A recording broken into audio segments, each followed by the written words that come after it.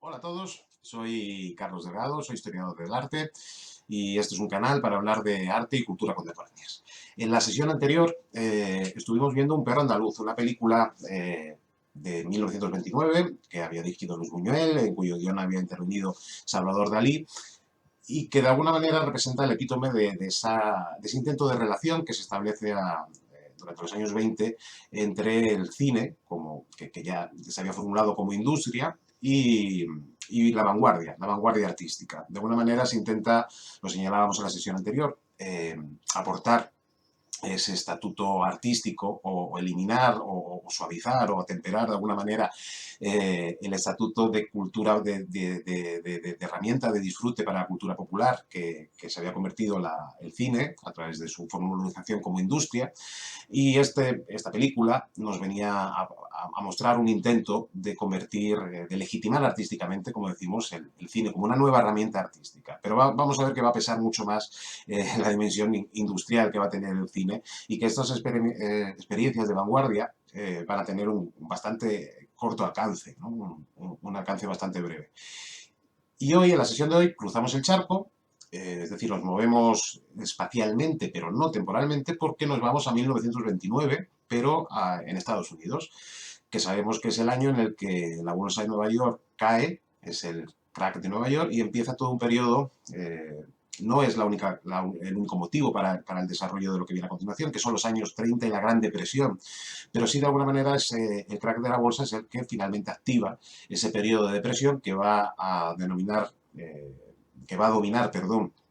en la vida social, cultural, económica de los Estados Unidos, y vamos a ver también que se expande por prácticamente todo el mundo durante los años 30, que es una época de crisis, una época de depresión económica y social, y en ese contexto va a aparecer,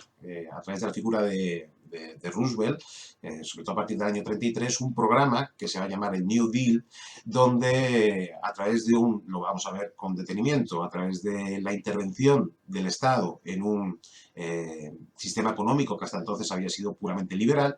va a intentar... es un programa de Estado que va a intentar volver con esa involucración, con esa intervención del Estado a generar crecimiento, impulso, industria y empleo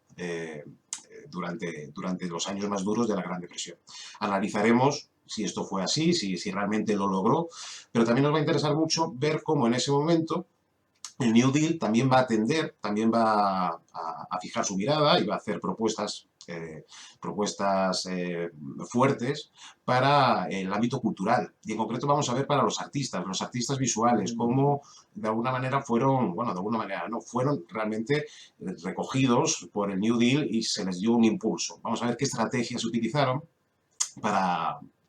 esa recuperación del sector artístico en lo peor de la crisis, ¿no? Lo veremos un poquitín más adelante, pero es interesante que veamos primero cómo fue ese desarrollo, ese llegar a la Gran Depresión, cómo fueron esos años de la Gran Depresión,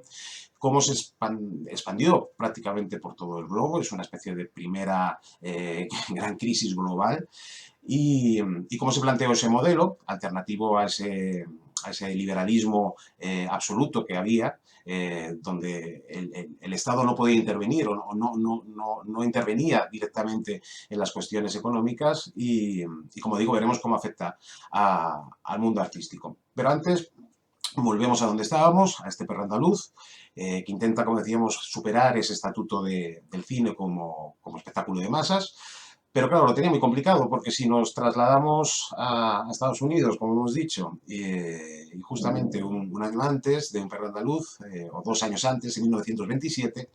ya se había estrenado la primera película sonora, El cantor de jazz, donde nos vamos a encontrar largos diálogos y sobre todo largos números musicales que van a hacer las delicias del público.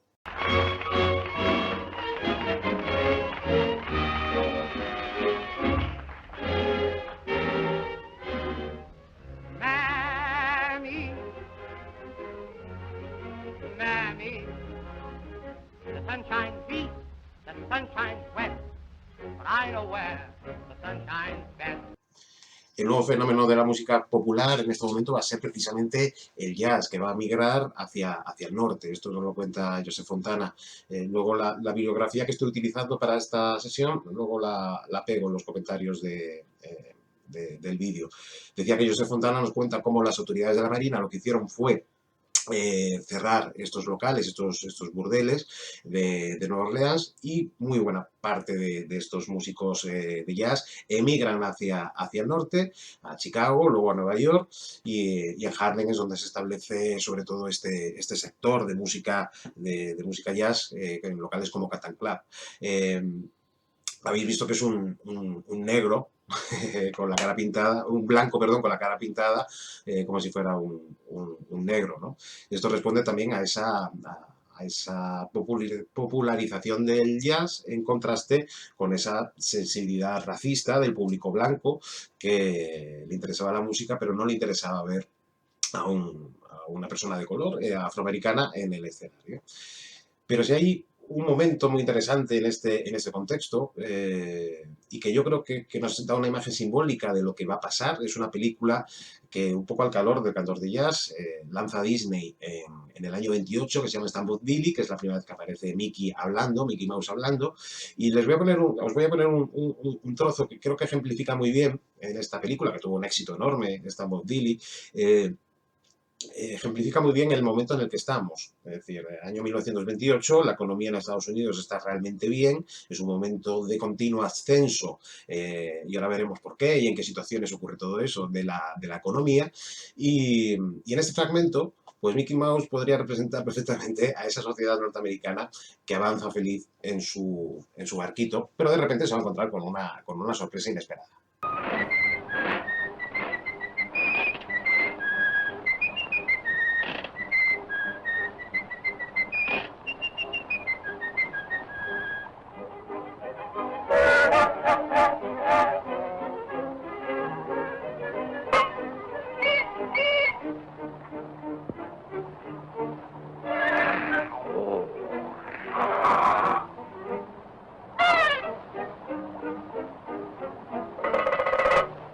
Bueno, pues en este contexto parece que solamente Mickey Mouse es el único que se está dando cuenta de lo que va a pasar, porque si queremos hacer una lectura un poco peregrina, una interpretación un poco así traída por los pelos de esta imagen, esa bestia enorme que entra, y que hace que Mickey Mouse directamente se la envaine, se la recoja, podría ser una simbolización de esa crisis que está a punto de llegar.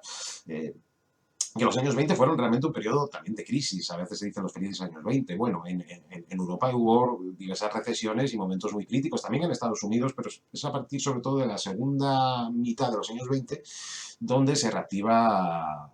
la economía y con ello la industria, sobre todo la automovilística, y es una época de cierto esplendor económico. Son los años 20 especialmente particulares. A mí me gusta mucho una lectura que hace Jean Clair en este libro que se llama La Lincolnia, que es un libro precioso como todo lo que escribe Jean Clair, pero también muy brillante la interpretación de este periodo, sobre todo más centrado en el contexto europeo. Pero dice una cosa muy interesante. Dice, los años 20, ¿a partir de cuándo se empezó a designar una época por una cifra y no por un nombre? El siglo de Luis XIII, la regencia, la restauración, el reino de Luis Felipe, el imperio, todas aquellas épocas se remitían a un individuo, a una forma de gobierno, pero también a una forma de sensibilidad, a un estilo. Abandonar la denominación para entrar en la enumeración es como una decadencia, ¿no? Es como sustituir una identidad por una matrícula, viene más o menos a señalar más adelante. Y decíamos que precisamente en el contexto norteamericano sí podemos hablar de esta renovación, sobre todo en un momento en el que se activa, por ejemplo, también la venta a plazos, que es un invento de este periodo, de compre ahora y vaya pagando poco a poco. Y todo esto pues genera una economía de mercado muy feliz, donde el crecimiento va parejo de esa felicidad, de esos felices años 20, de la música y del baile.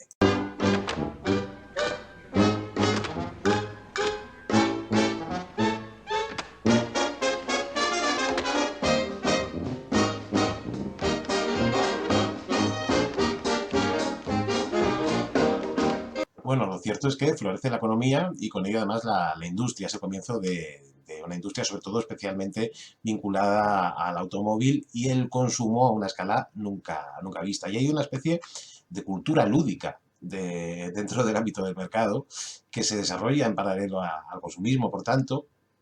y que se resume en la creencia de la gratificación inmediata, en esa idea de disfrutar a la hora y no pienses mucho en el futuro, que también es muy propio de nuestra sociedad presente, ese vivir el momento, ¿no? Y también surge una ideología nueva, propia de esta nueva era económica, que viene a decir que cualquier persona que se precie, cualquier estadounidense que se precie, tiene el derecho a ser rico, a enriquecerse rápidamente y con el mínimo esfuerzo. Y también la facilidad para conseguir créditos, así como el incremento de la renta, eh, son, digamos que las dos pautas principales, pero los estadounidenses también van a buscar nuevas fórmulas para seguir siendo ricos, cada vez más ricos. Desde la Primera Guerra Mundial, el gobierno de los Estados Unidos había vendido bonos, los llamados bonos libertad, para pagar la guerra. Los había vendido a los ciudadanos estadounidenses. Era una forma, por tanto, de conseguir dinero prestado de los propios ciudadanos que a cambio van a recibir el pago de intereses sobre el valor del bono. Por lo tanto, por primera vez, la ciudadanía ve que puede obtener una rentabilidad para sus ahorros. Se crea, por tanto, un público con tendencia a invertir en valores. Cobran intereses cada 6 meses y lo podían además seguir en la prensa, cogían el periódico y podían ver a cuánto estaba su bono cada día. Es decir, en definitiva, los bonos libertad lo que crearon dentro del contexto estadounidense fue una cultura de la inversión. Y claro, a partir de esto pasa algo muy interesante. Se descubre una cultura de la inversión. ¿Y quién la descubre? Un grupo muy específico que son los banqueros de Wall Street, que hasta entonces habían elaborado sus negocios como una élite al margen de la ciudadanía. Pero ahora se plantea lo siguiente: si este nuevo nicho de mercado, porque realmente va a ser un nuevo nicho de mercado, confían en las inversiones, en las acciones del Estado, ¿por qué no van a confiar en nuevos productos que les podamos ofrecer, como bonos corporativos, acciones de empresas? Y se lanzan al mercado, se lanzan a la ciudadanía, vendiéndolas como algo tan seguro y tan respetable como adquirir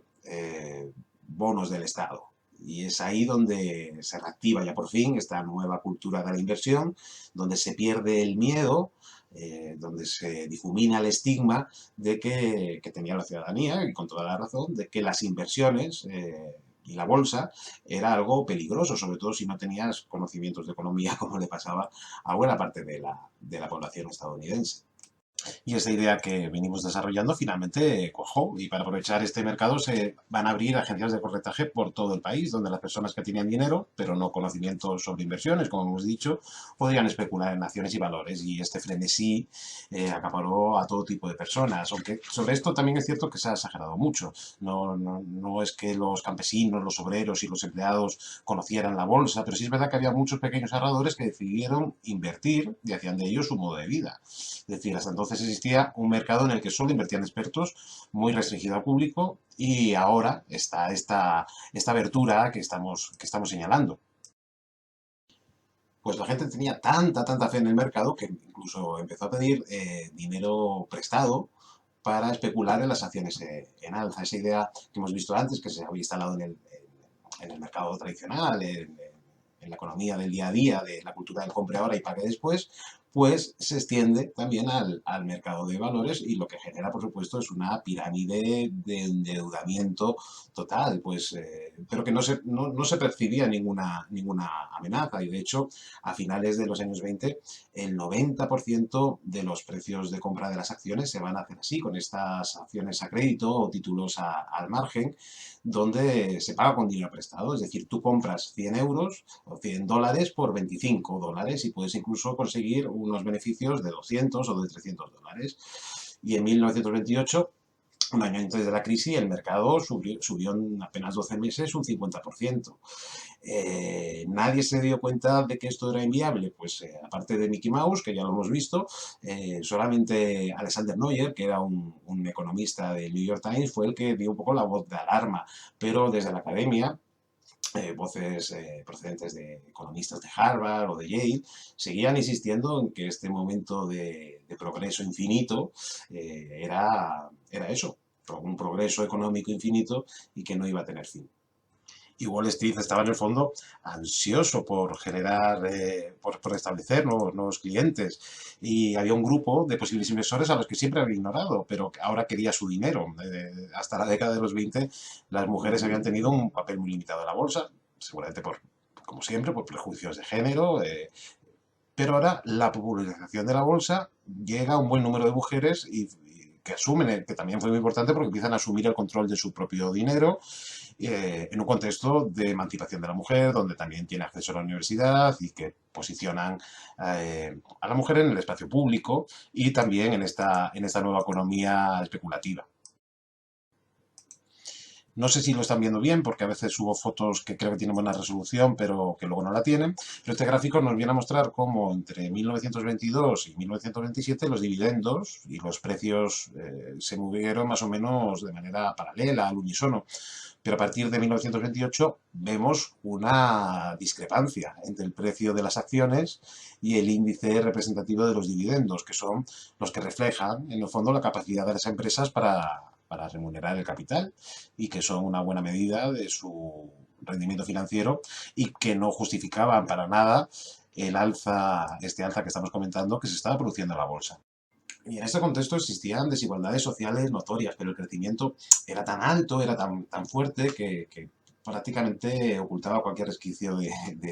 de aspecto negativo en esta evolución de la economía. Incluso el presidente Coolidge, en su último mensaje al Congreso, el 4 de diciembre de 1928, antes de dejar su puesto a Hoover y en pleno momento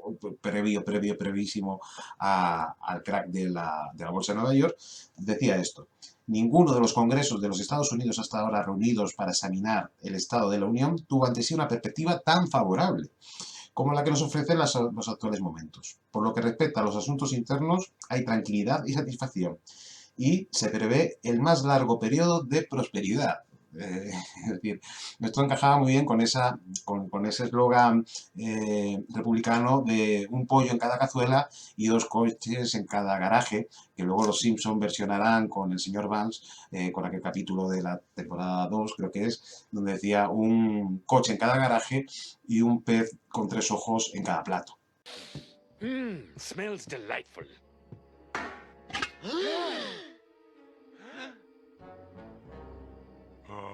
All right, three-eyed fish. Bueno, para ir sintetizando, lo primero que tenemos que tener claro es que la bolsa de Nueva York no era ni justa ni democrática. Sobre todo quien obtenía beneficios eran los grandes inversores, los grandes bancos, y aprovechándose en muchos casos de los pequeños inversores, de esos ahorros que habían puesto en juego a través de la bolsa. Y también señalar que este crack del 29, que vamos a resumir ya para ir cerrando muy brevemente, no fue uno de los desencadenantes de la Gran Depresión, pero la Gran Depresión vino determinada por la sobreproducción, por el desorden monetario, por la desigualdad social, por el estancamiento de determinados sectores tradicionales como la agricultura. Es decir, se generó ya en esos últimos años un magma cuyo catalizador fue esa Gran Depresión, sobre todo ese Jueves Negro, el 24 de octubre de 1929, que se considera el inicio del crack, porque se ponen a la venta 14 millones de acciones y la demanda va a ser casi nula. La historia es muy interesante, no podemos centrarnos aquí como en esos días hubo subidas y bajadas y que los inversores intentaron reactivar la economía en aquellos días haciendo grandes inversiones. Me refiero a los grandes inversores intentaron reactivar, salvar el culo a la bolsa de Nueva York, pero todo culmina el 29 de octubre, que es ese martes negro, en el que salen a la venta 33 millones de títulos y va a ser el día más desastroso de Wall Street. Era el fin de un ciclo, era el fin de un ciclo capitalista basado en el libre mercado sin apenas restricciones y que había empezado en los años 60 del siglo XIX con la guerra civil, con la segunda revolución industrial, y que tuvo un gran auge además con la entrada de Estados Unidos en la etapa imperialista, que implicaba un nuevo despliegue expansionista, sobre todo en el Pacífico y en América Latina, y que se cierra de golpe con este crack del 29 y el arranque inevitable de los años de la Gran Depresión. Vemos algunas imágenes, como por ejemplo esta de Wall Street el jueves del 24 de octubre de 1929, a la salida de la bolsa, donde vemos cómo la multitud se agolpa enfrente del monumento de George Washington. o este especulador que vende su coche tras haberlo perdido todo en Wall Street. Pero sobre todo nos impresionan estos nuevos desempleados, esta nueva pobreza que hace cola aquí en la iglesia de San Francisco de Asís, en Nueva York, para pedir algún tipo de ayuda. Bueno, y ante este drama también una imagen anecdótica, porque tal vez no sea coincidencia de que en 1929 fuera inventado el Monopoly, en el que el jugador puede adentrarse en las prácticas especulativas con la propiedad inmobiliaria. Las consecuencias de la crisis fueron terribles. Enseguida quiebran cerca de 5.000 bancos, pero lo terrible realmente es que con ellos se pierden unos 3.000 millones de depósitos de gente más o menos sensata que no había querido jugársela a la bolsa y que se queda sin sus ahorros de toda la vida. ¿Qué hace al respecto Hoover, el presidente de los Estados Unidos? Pues reacciona un poco como el señor Banks, que hemos visto antes, cuando le levantan la tapa y se encuentra con lo que él mismo estaba pregonando, ¿no? Ese pez de tres ojos. Pero su reacción, claro, un político liberal que aboga por la libre economía de mercado, contrasta también con algo que nos cuenta Josep Fontana, que es un historiador que haré referencias a él, de los historiadores españoles más de la cultura contemporánea más brillantes, murió hace un año. Decía que señala cómo hay una carta privada en la que Hoover le confiesa a su hermano que no está nada convencido de la evolución de la economía norteamericana, esa que luego en un discurso público señala como próspera, infinitamente próspera. Pero en cualquier caso lo que hace Hoover, y leo literalmente, es lanzar la idea de que la gente trabajará más duro, llevará una vida más moral, se reajustarán los valores y los emprendedores recogerán los restos de la derrota de los incompetentes gracias a esta crisis. Es decir, él no se plantea dar asistencia a los pobres porque les quitaba incentivos para trabajar. Es decir, es una especie de sacar provecho a la crisis, planteando que la crisis lo que va a hacer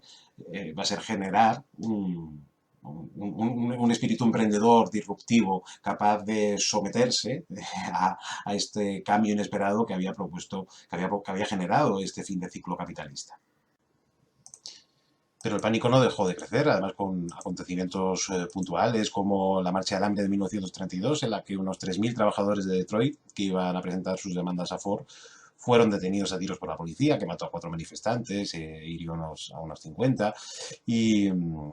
y que a la larga también lo que hizo fue fortalecer el reclamo de los sindicatos, ¿no? De la sindicalización de los trabajadores, por lo menos dentro de la industria automovilística. Y traigo esta Marcha del Hambre, aparte de pues, su interés histórico, porque precisamente en ese mismo año, y aquí enlaza con algo que vamos a ver ya en breve con respecto al arte, a las artes visuales que se van a desarrollar en este periodo en Estados Unidos, ese mismo año, 1932, como decía, el Instituto de las Artes de Detroit, bajo el patrocinio de Ford, invita a Diego Rivera, al muralista mexicano, para que haga unos grandes murales, como si fuera un pintor, frescos, como si fuera un pintor del Renacimiento, dentro del edificio del Instituto de las Artes de Detroit. Y además Ford le va a abonar en torno a unos $20.000. Digo que es curioso porque el posicionamiento de político de Rivera, caray, que era comunista, parece que no entra en conflicto con lo que acababa de pasar y de hecho la temática está basada en los bocetos, en las entrevistas y en la vivencia que tuvo Rivera en las fábricas de Ford, que luego es lo que representan esos grandes murales dentro del contexto del Instituto de las Artes de Detroit, y que va a ser un tipo de pintura, este tipo de pintura muralista que genera una identidad propia mexicana y con una figuración muy potente, ¿no? Pues es lo que de alguna manera luego veremos una carta de Biden que le escribe a Roosevelt, pero bueno, todo eso lo veremos más adelante como una de las referencias para la nueva generación de artistas que va a trabajar en el contexto de la Gran Depresión y bajo los parámetros del New Deal, va a ser este realismo que va a incorporar dentro de la cultura norteamericana este realismo mexicano que la cultura norteamericana va a incorporar y que lleva incorporando desde hace años a través de exposiciones y de publicaciones de libros en torno a estos muralistas mexicanos como Rivera o Siqueiros. Y aquí vemos a Rivera elaborando los murales del Instituto de Arte de Detroit. Pero recordemos que Rivera va a ser, después de Matisse, el autor del cual el MoMA, el nuevo MoMA, va a realizar una retrospectiva. Es decir, la figura de Rivera ya está plenamente asentada. Aquí vemos el mural y donde, aquí lo vemos mejor, más nítido, donde las huelgas de los trabajadores no estuvieron representadas. Es casi un canto a ese maquinismo industrial.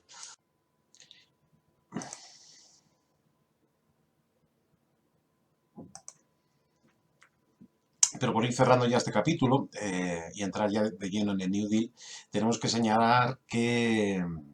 claro, esta crisis tuvo un alcance por la dependencia de Estados Unidos, del resto de los países de la economía de Estados Unidos, pues generó una situación bastante conflictiva a nivel internacional, es decir, una expansión de la crisis. Además, significó, por otro lado, un profundo corte de ese mundo globalizado que había surgido a finales del siglo XIX, o ese mundo pre-globalizado que había surgido, como digo, en esas fechas, y que ahora va a sufrir un profundo corte que no había conseguido ni siquiera en la Primera Guerra Mundial. Va a ser la Gran Depresión la que establezca una economía mundial que se va a deslizar hacia la autarquía, hacia los controles de cambio, hacia el proteccionismo, hacia el nacionalismo económico, y además en un contexto donde no vamos a encontrar, o de hecho se va a ver un fracaso en la cooperación internacional, porque cada país va a generar sus propias soluciones autónomas al margen de una colectividad, en un resultado, pues en ese sentido, que va a ser bastante catastrófico, porque además va a significar, en última instancia, un varapalo a la propia democracia. La democracia va a sobrevivir en algunos países como Reino Unido o los propios Estados Unidos, pero va a sucumbir en la mayoría de los países de Europa continental y de América Latina, donde los viejos sistemas liberales y parlamentarios fueron cayendo uno a uno, ¿no? En el caso de América Latina es muy relevante como muchas de las dictaduras y muchos de los gobiernos populistas